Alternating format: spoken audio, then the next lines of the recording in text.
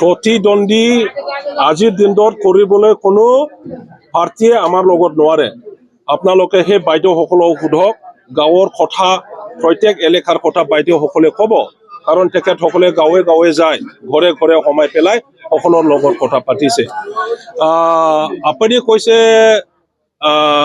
দুজন প্ৰাৰ্থীৰ কথা কৈছে, এটাটো হ'ল UPPLৰ প্ৰাৰ্থী আৰু এটাটো হ'ল নৱচৰণীয়া বড়ো অনাবড়ো ৰাজনীতি কৰিছে। আজিৰ দিনত BTC অঞ্চলত বঙালী অনাবঙালী যদি ৰাজনীতি কৰে, এই ৰাজনীতিটো বঙালী জাতিৰ কাৰণে ধ্বংসমূলক হয় না নহয়? কোনো জাতি গোষ্ঠীয়ে একগোট হৈ পেলাই বঙালী মানুহ যদি ধ্বংস কৰিব বিচাৰে, সেই ৰাজনীতিত আমাক কিয় লাগে? কালি পৰহি কোনোবা যদি কয় অনা ৰাজবংশী, এই ৰাজনীতিটো আমাক কিয় লাগে? ৰাজবংশী ধ্বংস কৰাটো ঠিক তেনেকুৱা নৱচৰণীয়া বড়োসকলক অকলশৰীয়া কৰি পেলাই প্ৰত্যেক জাতি গোষ্ঠীক একগোট কৰি পেলাই ধ্বংস কৰিব বিচাৰিছিল। এতিয়া আহি দুবাৰ MP হৈ গ'ল, 10 বছৰ হ'ল।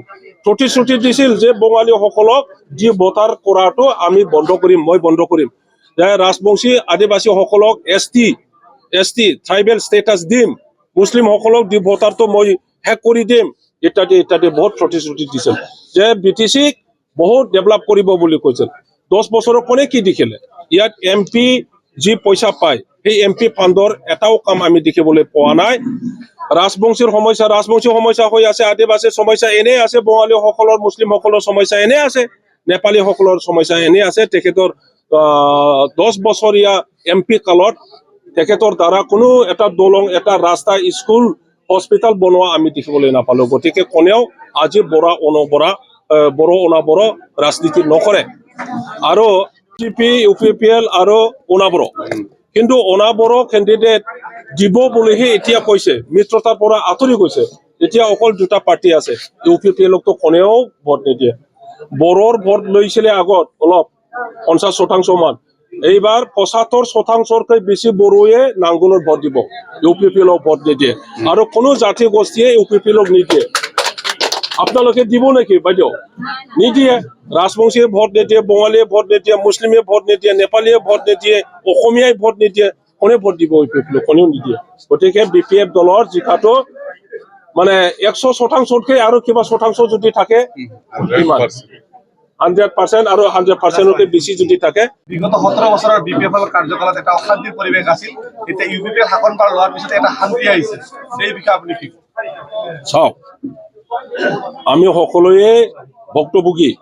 বড়ো আন্দোলন হৈছিল, বহুত ধৰণৰ পৰিস্থিতিৰ সৃষ্টি হৈছে, কিন্তু সেই পৰিস্থিতিৰ সৃষ্টি কৰা বেক চাইডত, খাৰ্টেইনৰ ভিতৰত বহুত এজেঞ্চি আছিলে। সেইটো আমি BTC ভাষে ধৰিবই পৰা নাই, আৰু ইয়াৰ কাৰণে বহুত পৰিস্থিতি আমি সন্মুখীন হ'ব লগা হৈছে। আৰু সেইটো সময়ত আপোনালোকে চাওক বাইদেউসকল, এপচু আন্দোলন কৰি থাকিছিল। কিয় আন্দোলন কৰিছিল? এই ৰেল ৰকো, হাইৱে ৰকো, এই আন্দোলন কৰা এপচু আছিলে।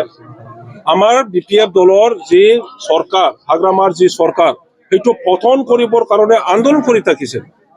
আৰু এটা সংগঠন আপোনালোকে জানে যে অস্ত্ৰধাৰী সংগঠন, তেখেতসকলক হয়তো উচুটো নিদি পেলাই বিভিন্ন কাৰ্যকলাপ কৰিব দিছিল। ইয়াৰ কাৰণে আমাৰ দিনত হয়, আমিও মানুহ, অশান্তি পৰিস্থিতি ৰাইজে সন্মুখীন হ'ব লগা হৈছিল।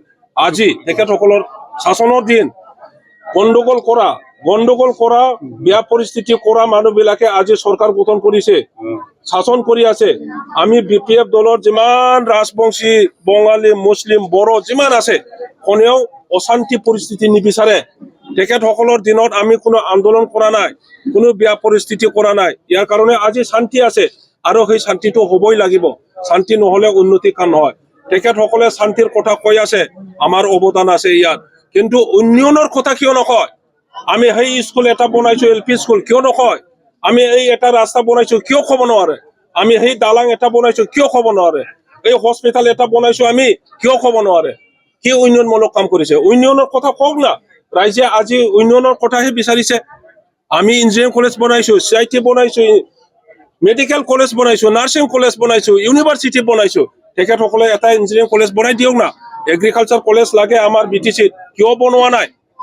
ফৰেষ্ট, আমাৰ গোটেই উত্তৰাঞ্চলটো ফৰেষ্টৰ কিবা এটা স্কুল বা কলেজ লাগে আমাক, য'ত ৰেঞ্জাৰ ট্ৰেইনিং হয়, য'ত DOP ট্ৰেইনিং হয়, য'ত DOP হয়, ৰেঞ্জাৰ হয় সেইবোৰ লাগে আমাক কনজাৰভেশ্যনৰ আমাৰ ইনষ্টিটিউট লাগে অনুষ্ঠান লাগে কিয় বনোৱা নাই তেখেতসকলে শান্তি শান্তি ৰাতিৰ শান্তি দিনৰ শান্তি বুলি কয়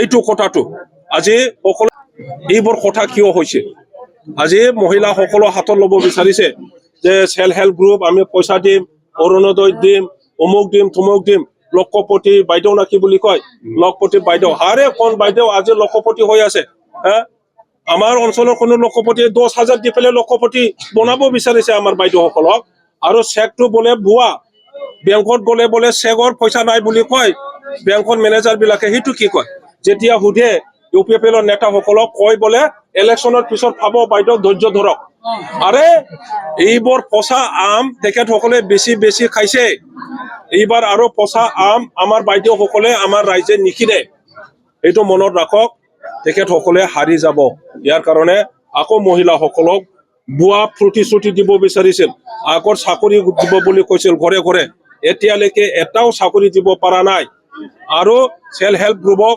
বহুত পইচা দিব বুলি কৈছিল কিমান দিব বুলি কৈছিলে বাইদেউ ৭৫,০০০ ক'ত আছে ৭৫,০০০ এই উকলি যাবলৈ দিন আহিছে 5 বছৰ হ'বলৈ গৈ আছে এটাও এটা সেল্ফ হেল্প গ্ৰুপক ৭৫,০০০ দিয়া নাই আৰু এতিয়া মহিলাসকলে বিশ্বাস কৰিব তেখেতসকলৰ কথাত কোনেও নুশুনে কোনেও বিশ্বাস নকৰে ভোট নাংগুলকে দিব নাংগুলৰে জয় হ'ব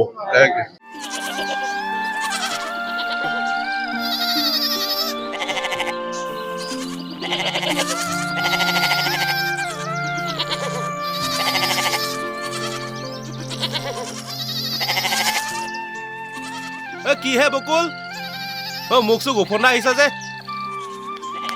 তোৰ কামটো মানে আজিও নহ'ল ন নহ'ল আৰু নহ'ব যেন লাগিছে এই দিছপুৰলৈ তাঁত বাতি কৰি আমনিয়ে লাগি গৈছে কিয় যে অফিচবিলাক দিছপুৰলৈ লৈ গ'ল নহয় তাতে গৈ একো আও ভাৱে নাপাওঁ ঠিকেই কৈছ এই অকৰ্মণ্য অধ্যক্ষ নেতাৰ হাতত শাসনবাৰ তুলি দিয়াৰ ফল এয়া তই জাননে এটা এটাকৈ 14টা অফিচ এইখন চৰকাৰে দিছপুৰলৈ উভতাই পঠালে ৰাইজে ভোট দিছিল নহয় তাঁত বাতি কৰি থাকক এতিয়া তাকেহে BTCয়ে এই বিভাগকেইটাৰ ওপৰত নিজৰ কৰ্তৃত্ব হেৰুৱালে অকৰ্মণ্য নেতাক আঁতৰ কৰক নাঙলৰ ছবিত ভোট দিয়ক 14টা বিভাগ পুনৰ উভতাই অনা হাগ্ৰামাৰ প্ৰতিশ্ৰুতি BPFৰ মূল মন্ত্ৰ সম উন্নয়ন সম অধিকাৰ